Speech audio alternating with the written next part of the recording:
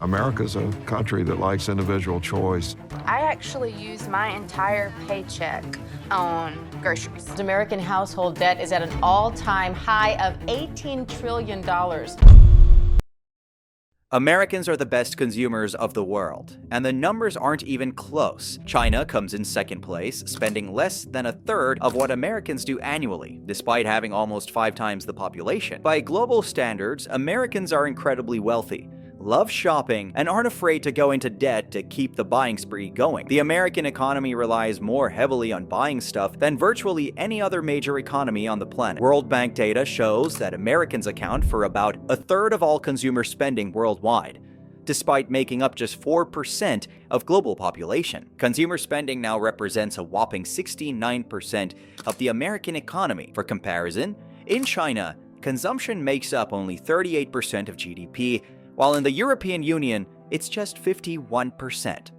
But this obsession with buying didn't happen by accident. It was engineered carefully, methodically, and with a deep understanding of human psychology. Let's explore how Americans became the world's shopping addicts, the psychological triggers that keep them buying, and why it's so hard to break the cycle, even when bank accounts are screaming for mercy. I might not have money for food or to hang out with my friends, but I always have money for candles.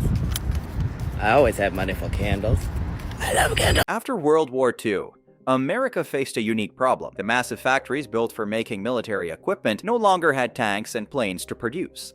The government worried about these factories sitting empty, so they pushed policies to encourage people to buy more everyday product. The issue? The market already had plenty of goods and services. People seemed to have limits on what they'd purchase. That's when modern advertising as we know it was born. A shocking fact is that many of the men who created propaganda for the world wars pivoted to advertising, where they could use their psychological manipulation skills to sell products instead of war bonds. These weren't just salesmen, they were psychologists, behaviorists, and social engineers. In 1957, journalist Vance Packard published The Hidden Persuaders, exposing how advertisers were using psychological techniques to tap into our subconscious desires and fears. But instead of causing outrage, these techniques became industry standards. The goal wasn't just to make you buy a product, it was to create a new kind of human, the consumer, someone who defines their identity, their happiness, and their status through what they purchase. This wasn't just clever marketing, it was a complete rewiring of the American psyche. When you see something you want, your brain releases dopamine, the same neurotransmitter that's activated by food, sex, and certain drugs. It's your brain's way of saying, this is good, do more of this. Here's the crucial part. The biggest dopamine hit doesn't come when you use the product. It comes when you anticipate getting it. Scientists call this reward prediction. It's why unboxing videos are so popular on YouTube. They tap into that anticipation high. Companies know this. That's why Amazon patented one-click ordering. They removed every barrier between your dopamine hit and your credit card. That's why unboxing experiences are meticulously designed. Apple famously employs designers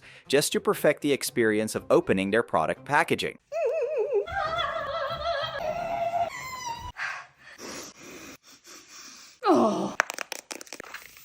The problem is, once you actually have the item, the dopamine fades, the excitement dissipates, and you're left chasing that feeling again, with another purchase. This creates what psychologists call a hedonic treadmill. There is something that's called the hedonic treadmill.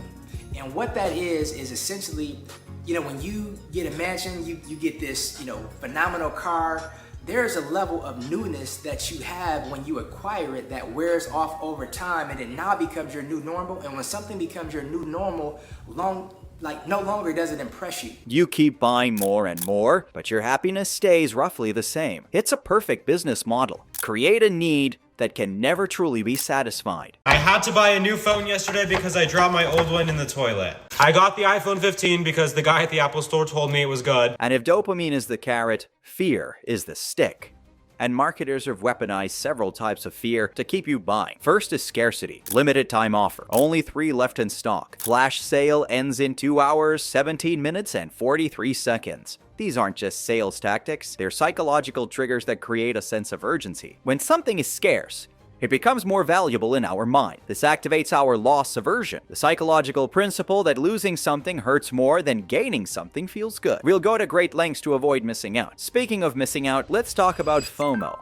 fear of missing out. Social media has supercharged this ancient human fear. When you see friends posting about their new purchases or experiences, your brain registers it as being left behind. Studies show that people are willing to pay more for items that they believe will give them social status or inclusion. Then there's social comparison. Marketers don't just sell products, they sell identities. Apple sells innovation, not phones. Rolex sells status, not watches. Lego sells creativity, not toys. Nike sell motivation, not shoes. This is what successful people thrive. This is what beautiful people wear. They create artificial in-groups and out-groups, then sell you the ticket to membership. The most insidious part? These tactics work even when you know they're being used on you. Psychological studies show that awareness of manipulation doesn't necessarily make you immune to it. If traditional advertising was psychological manipulation 1.0, digital marketing is version 10.0, with artificial intelligence as the secret weapon. Today's marketers don't just understand general psychology, they understand your specific psychological profile. Every click,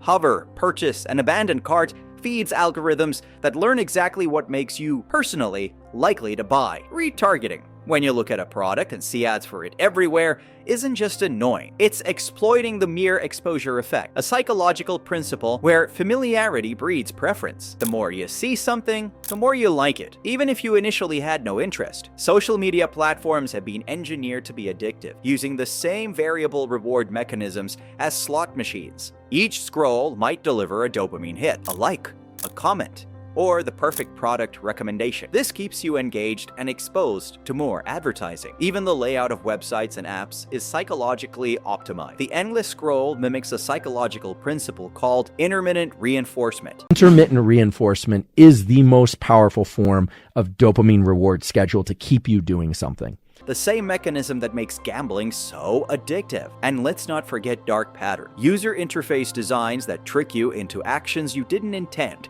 like adding items to your cart, signing up for subscriptions, or making it nearly impossible to cancel services. The result? The average American sees between 4,000 and 10,000 ads per day, compared to about 500 in the 1970s. One of the most brilliant psychological tricks in modern consumerism is the subscription model. It exploits what behavioral economists call passive decision making. Once you sign up, companies know that your default behavior will be to do nothing, even if you're not using the service. They're betting on your inertia, and they're usually right. This creates what's called sunk cost fallacy. I want to introduce you to a concept known as the sunk cost fallacy. Imagine you're going to the store, and you're halfway there when you realize, oh wait, the store is actually closed today.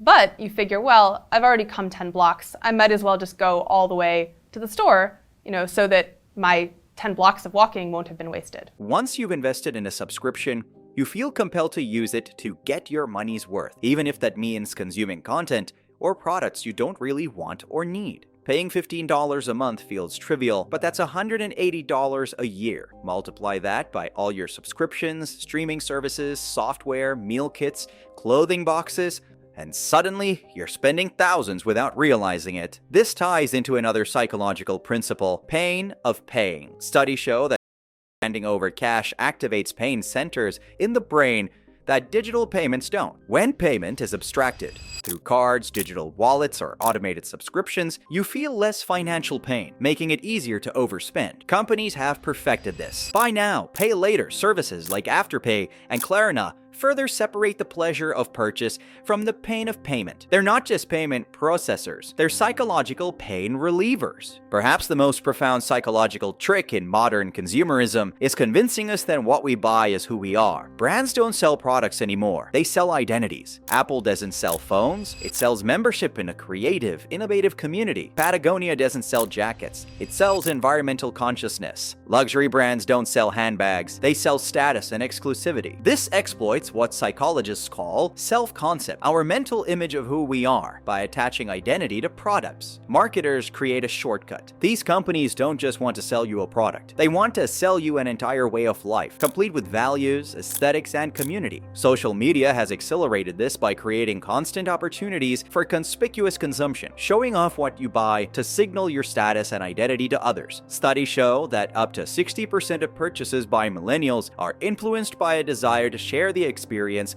or product on social media. The psychological toll is significant. When your identity is tied to consumption, you're perpetually insecure. There's always a newer, better version of your identity to purchase. The psychological tactics driving American consumerism haven't just changed shopping habits. They've reshaped the entire economic landscape, creating a system that's both unsustainable and increasingly unequal. America now faces what economists call the affordability paradox. While Americans can buy more stuff than ever before, they're increasingly unable to afford the basics of a stable life. Let's put this in perspective. In the 1970s, the average worker needed to work about 30 weeks to afford the median home price. Today, it's closer to 53 weeks, more than an entire year of wages. Meanwhile, the relative cost of televisions, computers, and other consumer goods has plummeted to historic lows. This creates a troubling economic reality where people can afford small dopamine hits of consumption but are priced out of economic stability. They can buy the latest smartphone but can't afford the down payment on a home. They can subscribe to multiple streaming services but struggle to pay for healthcare. The consequences of this economic structure are severe. According to Federal Reserve data, nearly 40% of Americans couldn't cover a $400 emergency expense without going into debt. Yet consumer spending continues to rise, fueled not by increased wages, but by increased borrowing. This debt-driven consumption creates a dangerous economic vulnerability. When the U.S. Bureau of Labor Statistics analyzed spending patterns, they found something shocking. The bottom 20% of American households spend about $7,700 more than they earn annually. This isn't sustainable at an individual level or at a national one. What's even more concerning is how their consumption pattern is becoming increasingly concentrated. According to Wall Street Journal analysis, the American economy now depends more heavily on spending from the top 10% of earners than at any point in modern history. They're the only group with enough disposable income to consistently afford high-margin discretionary purchases. When the wealthy cut back on spending,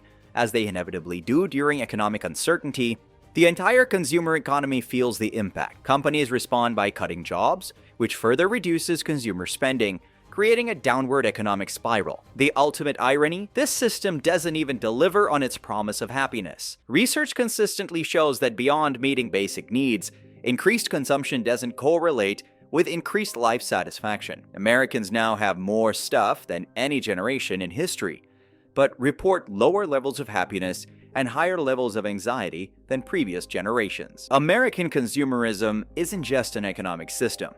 It's a psychological one. It's built on a sophisticated understanding of human desires, fears, and thinking patterns. The first step to breaking free isn't necessarily buying less. It's understanding the invisible psychological forces shaping decisions. This doesn't mean all consumption is bad. Many modern products genuinely improve lives. The problem comes when consumption becomes compulsive, identity-defining, or financially destructive. America's status as the world's biggest consumer market provides certain advantages in global politics and economics. But at the individual level, understanding the psychology of consumption gives back something more valuable than any product. It gives choice. The most radical act in a consumer society isn't necessarily consuming less, it's consuming consciously, making purchases based on genuine needs and values rather than manipulated desires. If you like this video, please like and subscribe for more videos, and let me know in the comments, what marketing tactic have you noticed working on you, even when you're aware of it? Thanks for watching.